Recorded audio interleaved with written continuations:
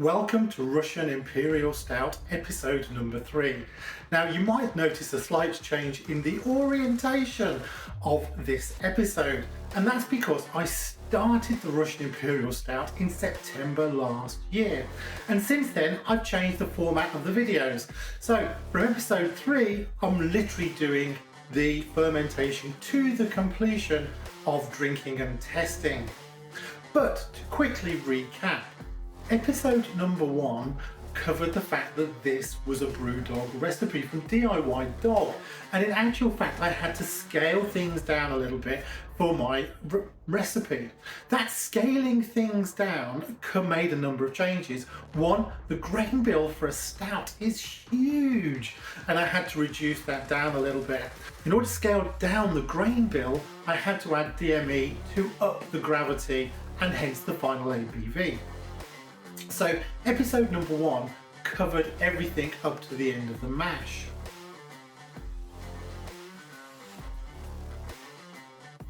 In episode 2 we moved to the boil, and in the boil there were 4 different stages of hops. There were 3 hop additions during the actual boil, and then there was an additional hop stand. And what I particularly liked about this was the variety of hops that was used. 4 different types of hops in overall. And again, one of the things I was looking for at the time was increasing that complexity. So here we are now, and we pick the story up at the point of fermentation.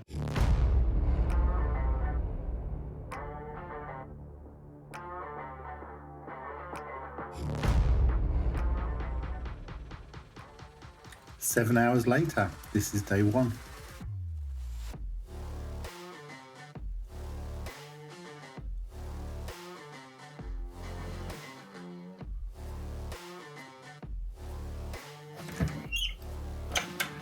Eek, still day 1, 20 hours.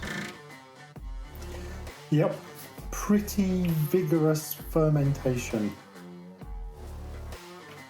So we've got a blow off tube here, which the airlock was just sort of not keeping up. There was just too much flow, and you can sort of see the foam that's being pushed out down the tube. And we've got it submerged in sanitizer here, and the rate at which the CO2 is coming through. I've just got to clean this regularly just to keep on top of the sanitisation, make sure it doesn't get blocked. Otherwise, it's going crazy. Day 2. Time for more cleanup. Fewer bubbles. Try an airlock.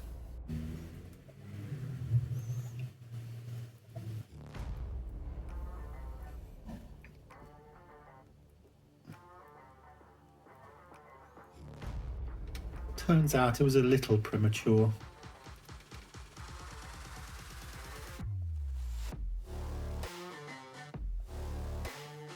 Things are calming down.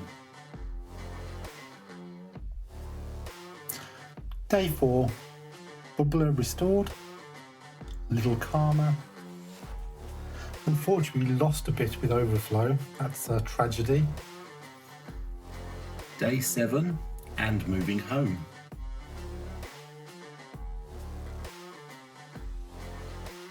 We are day 8. It is lovely and, well, very, very dark brown, nearly black. Plenty of that shrub at the bottom.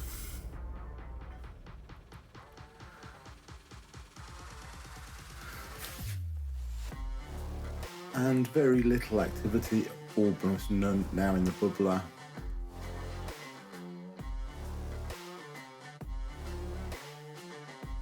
We have staunchly arrived at day 14, but lots of time to wait yet. Roughly 22 degrees. This is our Russian Imperial Stout, day 30. I'm going to move this for racking. Got some trup at the bottom. I'm guessing that's just welded to the inside of the glass demijohn.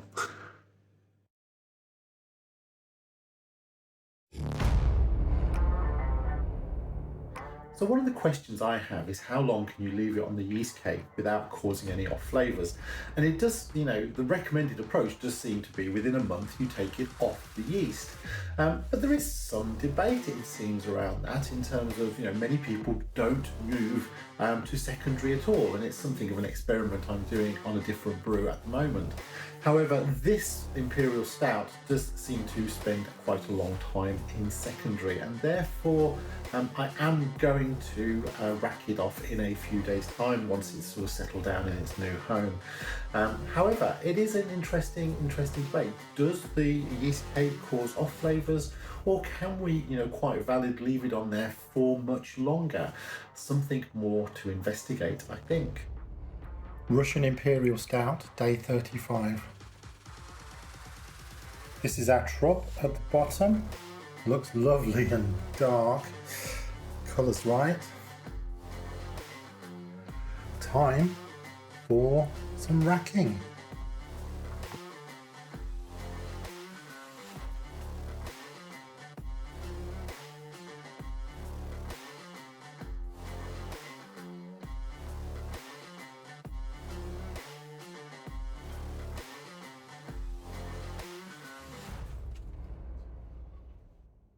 I think that's come out exactly 1.020.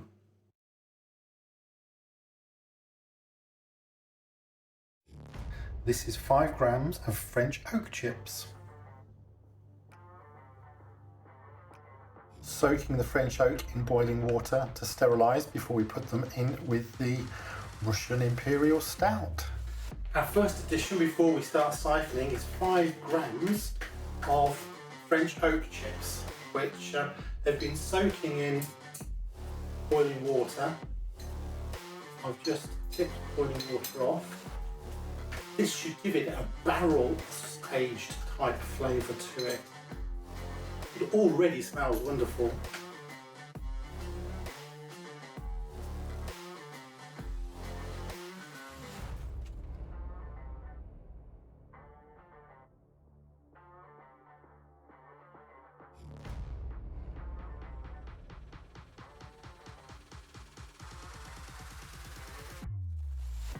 Siphoning is done. I'm going to protect myself a little bit, or try to. I'm going to give it a blast of CO2 before I put the airlock in. Hopefully that will help protect this airspace at the top.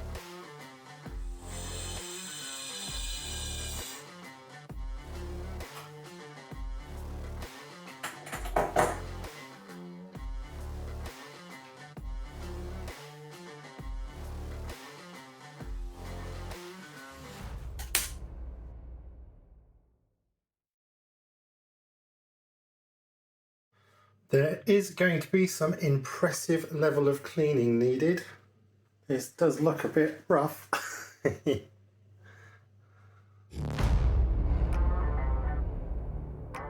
Racked yesterday, and this is its new home for a while. A couple of surprising things. One, I did give it a bit of a blast of CO2, and I've now ended up with positive pressure in here. And while moving it, there was, exactly as that just happened, a couple of bubbles come through. I've also, interestingly, given that I've just racked it, got a layer of drop at the bottom. I didn't entirely expect that. Some might have come through, but that still seems quite a lot more than just a little bit. And you can sort of see I've just moved it. There is a bit of movement going on in there. So all very interesting. Just did the calculation on this too, and with a gravity reading of 1.020, this comes out at 10%. So target achieved, slightly exceeded, but certainly achieved in terms of aiming for that high ABV. So far, so good. Russian Imperial Stout, day 42. Nothing really to report other than I've got to leave it alone. Interesting amount of trub at the bottom.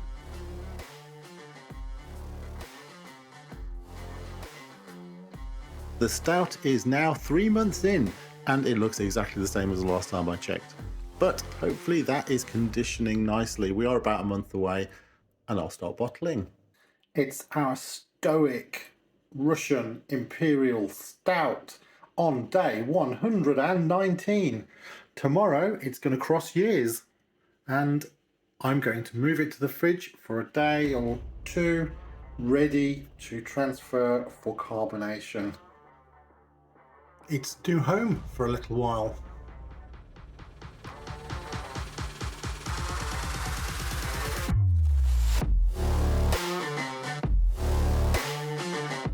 It's been in the fridge for a couple of days.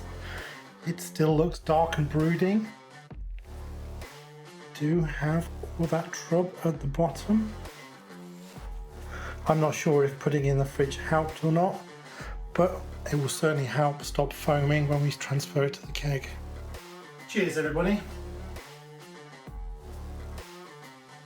Well, we are on to siphoning. We are going to transfer it to the keg where we are going to carbonate. So, step one, we are just going to prime a bit of CO2 into the keg. Everything has been sanitised. The keg has been cooled down a bit. That will help stop foaming. For the observant amongst you, this should be grey, not black, but we are going to put CO2 in to carbonate through the actual sort of stout itself. So rather than filling up from the top, it's going to fill from the bottom. So it's going to go through the dip tube. But for this purpose, we just want to get a bit of CO2 in there to protect as much as we can the stout from the air. Air's pushed to the top.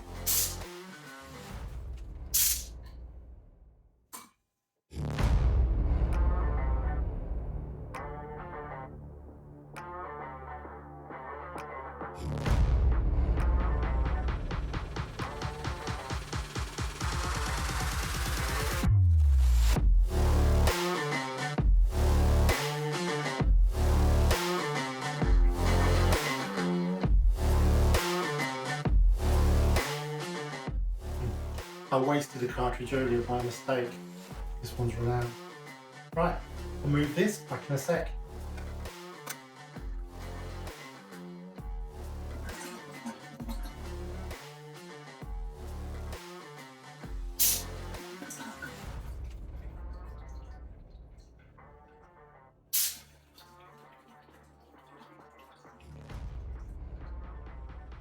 Now I can still hear it just going, bubbling through, which suggests to me there's possibly a leak somewhere. Good for carbonation, bad for CO2 bottles. Still just tick, tick, tick.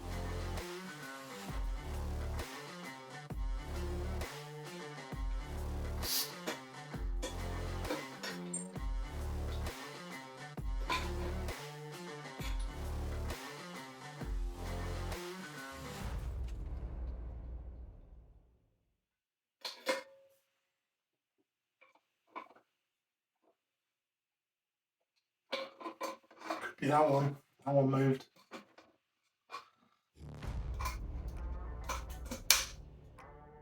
Could have been this middle peg.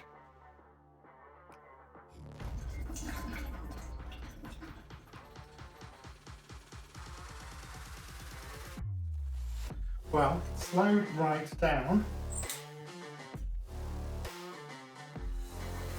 Don't know for sure. We were planning to give it a head start anyway. We're going to do this for the next just a few minutes.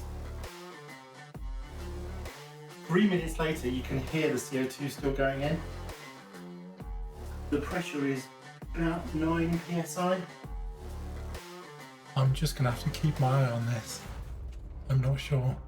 Now, the reason for keeping it in the fridge, of course, is that it does carbonate better at a slightly lower temperature. So we know the temperature's around 8.8 centigrade. So we'll have a look at exactly how long we need to pressurize it for. I was a bit economical. I didn't want to take any of that shrub with me. You can sort of see it there if I tilt it. So last thing I'm going to mention on this is actually the aroma. It does smell very malty, definitely in the right ballpark for a stout. I do look forward to trying to taste this one. There's no bad aromas at all. Slightly sweet, malty, no hops at all. Just very nice indeed. one hopes. Russian Imperial Stout does need to age for a bit longer, so it may not be ready for my birthday, but I am certainly going to try it for my birthday, which is in about 4 weeks' time.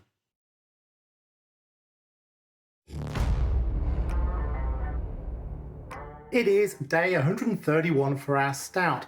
This has been in here a bit longer than planned. However, today it's time for bottling, and for one of the bottles, a little special ingredient. Temperature in the fridge has been around 10 degrees. Just out of the fridge, so let's have a look at this pressure. Yep, did hold his pressure. Now, obviously, this is all connected the wrong way around for what I'm going to need it, so I'm going to have to actually correct the setup now and put a proper beer line on the beer line and put the gas on the actual gas line. I mentioned a special ingredient, and so I've got a port bottle here, so I'm going to spike one of the stouts with a little bit of port. So this is just one of the bottles we're going to be bottling today.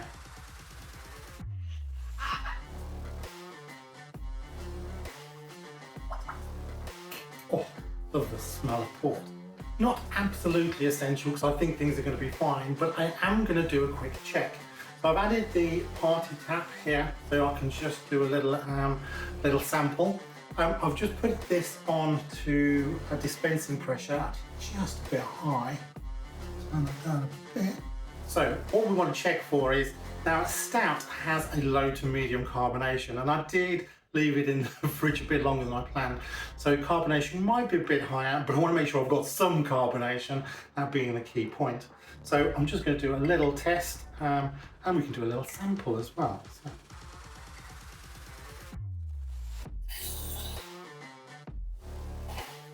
A glass of foam, so sort of to be expected from the party tap, but actually it's still proven what I want. I want to make sure we had some carbonation in there. I'm going to try that in a minute. The aroma though is spot on. I'm going to drink this now. We're just going to change the setup a little bit so that I can just get ready for counter pressure bottling. Of course, the alternative to counter pressure bottling is to have added a little sugar to each of the bottles first, and then instead of transferring to the keg, we could have transferred straight to the bottles and then just aged in the bottles. Both perfectly valid options. Our foam has settled down a bit, so looking promising. Ready for a test.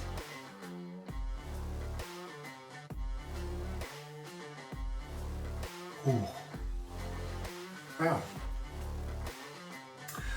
So that is delicious and strong. Oh wow. But that was to be expected.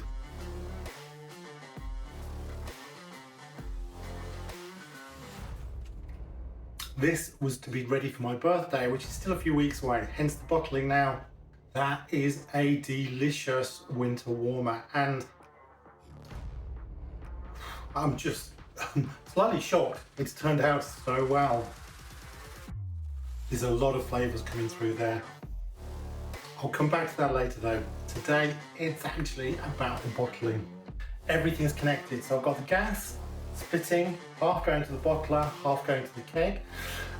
We've also got the beer line here, also coming into the bottler, so I can either switch between gas or beer as I go along.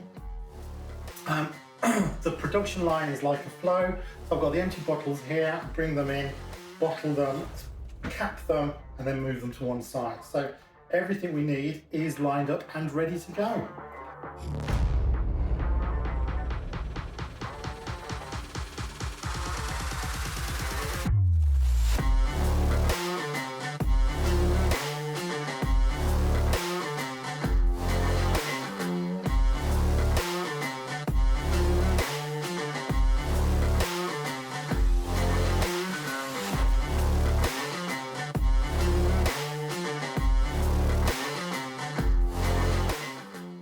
Well, Russian Imperial Stout is in the bottle, and it's actually technically been a couple of weeks since I put this in the bottle, because due to illness I didn't come back and have my drink.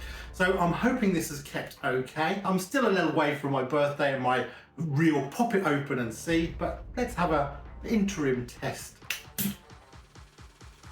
Well, that's very positive, bit of carbonation in there. That is what we hoped and expected.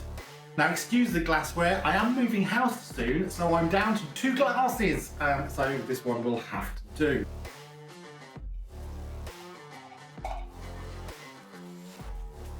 Colour and appearance, it's dark, isn't it? There's a very thin tan head to it, but that's not staying around for very long. You can sort of see the carbonation in there and the bubbles, so there's a little carbonation in there. Oh, the aroma though is gorgeous. Now, I used the French oak to try and sort of help with the aging, and I think that has really sort of helped sort of bring it along a little earlier than perhaps it would have done otherwise. Oh, I've got to give this one a try. It's a very nice stout. One of the things I was really looking forward to with this stout was a level of complexity. It has come out extremely full mouthfeel to it, very malty and sweet. Not hoppy at all. There is a slight bittering in there, but it is tiny. The sweetness is quite high. It goes down really nice. You can feel the alcohol when you sort of exhale. It's a little stronger, 10% ABV. So you really wouldn't want to make this a session ale without being sort of knocked out unless you've got the constitution of an ox.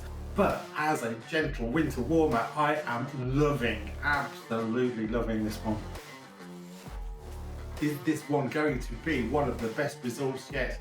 I am going to pause there because I'm going to wait a couple more weeks for my birthday to pop a final bottle open, and then I will finish off on the video. But in the meantime, please do like and subscribe, and cheers everyone.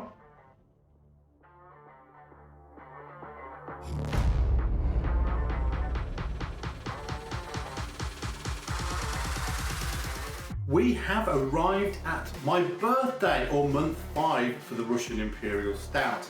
I set out to brew this for my birthday beer. 5 months though may be a little too short, but we are still going to give it an evaluation to see how it's getting on. I've put some away, so we'll sort of test it again a little later if that's necessary, but for now it's on to the evaluation.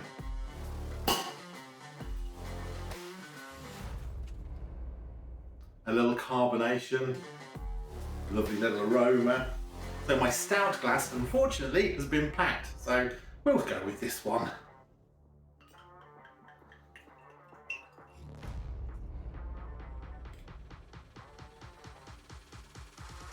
For appearance then, we are looking very good. Very dark, lovely. I carbonated in the keg, of course, so sort of that should have reduced the sediment, but we've got a lovely tan head here as well. Onto aroma. Now, the aroma is exactly in the ballpark you'd expect. You know, I can detect that roasted, malty aroma. This is a delicious stout. I mean, I know it's still early and probably will continue to improve with age, but in terms of mouthfeel, it is very full. I think we expected that to some degree because of the sheer volume of ingredients that we included here. But plus we also added the French oak chips, which I think certainly helped to sort of smooth it out. But on to the most important bit.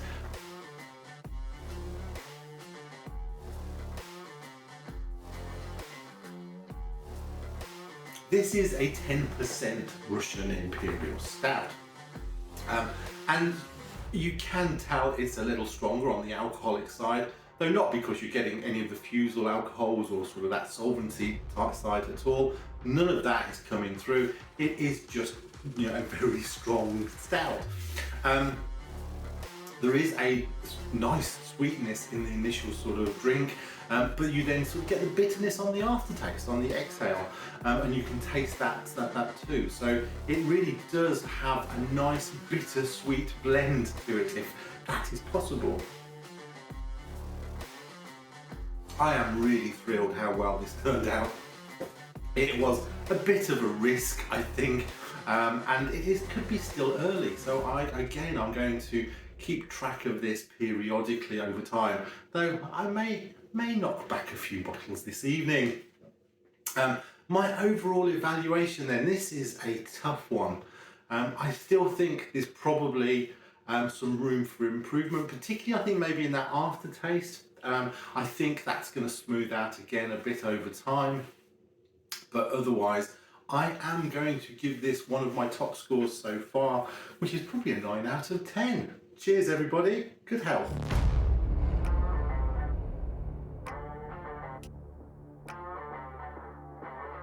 Before I finish this bottle, we move on to lessons learned, of which I have a few takeaways. The very first of which relate to hops and hop substitutions.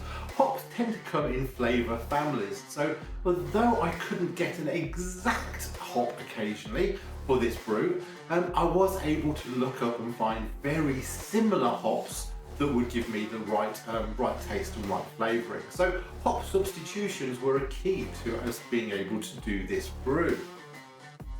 The second was, I of course did this on my kitchen stove, and actually the volume was the biggest volume I have ever used. And even though I scaled the volume down a little and added in some DME to be able to reduce the grain bill, I still had a huge grain bill. But my second lesson learned is definitely the use of DME to help bring up the gravity of the wort to be able to give you the volume, the gravity volume that you're looking for the final ABV. So yes, DME was a really great addition to be able to sort of fit in to my pot. The third lesson is the recipe, and I followed the DIY dog recipe. Now this is the BrewDog recipe, and one of the amazing things about BrewDog is they actually provide a summary of all of their recipes for a home brewer to go away and have a try themselves. In addition to that, in this recipe they also included some tips and tricks. One of these was around the chocolate malt, which was lesson number 4, which was sparging the chocolate malt rather than mashing the chocolate malt to reduce the chance of there being some astringency coming out of that particularly dark malt, which is a step that we did. Lesson number 5 then was the French oak chips. This was a little bit of a fun addition, something I'd been reading a little bit about, and actually sort of gave an opportunity to smooth out some of the flavours. And I think perhaps that is one of the reasons this is quite drinkable earlier than perhaps you would have expected. So 10 out of 10 for the French oak chips. I haven't used them yet in anything else, but I very much plan to. Number 6 was a fail, which was my spiked port bottle. This did not work very well at all, and it was down to the bottle, not the addition of the port. Because we carbonated the stout prior to bottling, effectively there was pressure in all of the bottles right from the go. So that was fine in these swing top bottles because effectively it held the pressure in. For the little cork that I had in the port bottle, that was not the case. As soon as I put that cork in, you could hear the of the pressure escaping, so it wasn't holding the pressure at all. The port addition was always a bit of fun, but it was also a bit of a failure. I did think saving up the port bottles would be useful for other brews, and unfortunately the corks are just not strong enough for holding that in. I think maybe if you put a cage over it, perhaps, but the bottle isn't like a champagne bottle for a cage, so yeah, I think the port bottle was a bit of fun, didn't work. Move on. My final lesson learned, number 7, is for future brews. One of the things I'm quite keen to try at some point is a party guile brew. A party guile brew is where you use the same grain for 2 brews. But typically you find when you do the mash, you get such a lot out of the grains already. There is very little to sort of get from the second mash. However, that is not necessarily true for the higher ABV beers. So something like a Imperial Stout or sort of other strong brew, such as a barley wine, are all good candidates for party guile brewing. So when I think about my brews for this year, I am thinking one of them is going to be a party guile, and I'll see how that gets on. That's it for our lessons learned. Thank you so much for watching. I hope you have enjoyed this. Please do like and subscribe, and do leave me some comments. I'll be really interested to hear what you have to say. I am still learning and I'd love to hear from you. In the meantime, happy homebrewing and cheers.